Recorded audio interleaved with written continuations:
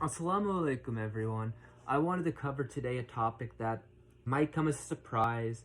It might upset some people even, but I feel it is very important to speak on. And that is the fact that television, cinema, movies, these fictional accounts of life, these stories that are told through the screen, these are things that are haram. They are not permitted in Islam.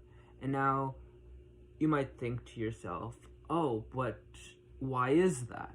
Why would it be that these are the case? And the answer is in the Quran. And I apologize that I'm reading this in English. I really am apologizing. And of mankind is he who purchases idle talks to mislead from the path of Allah. So you might think to yourself, well, wait a second. I've heard this used to say the music is haram. Correct. But let's further go into this, because it's not exactly just music.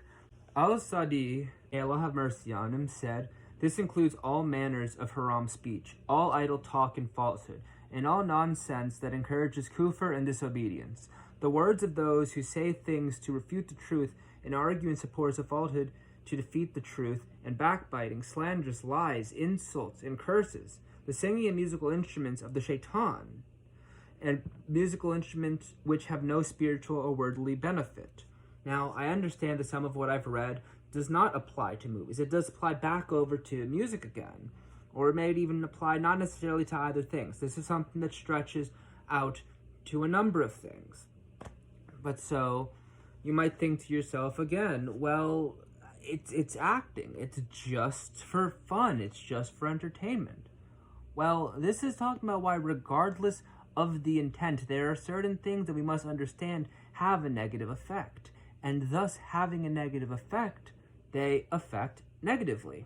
These are not things in which we should be put into our mind, because our minds cannot comprehend between that of fiction and that of reality. This is one of the reasons why children have nightmares after seeing horror films, if they walk into the room while their parent is watching.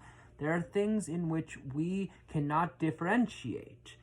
And so it is important that we do not accidentally flood our minds, our subconscious, with things that we do not even consciously recognize or dictating our thoughts. And so I apologize if anyone is thinking, oh, dang, but I was about to watch the new Spider-Man movie or whatever's coming out into theaters. But I hope that I've helped everyone who is willing to be open to being helped. Thank you. Assalamu alaikum.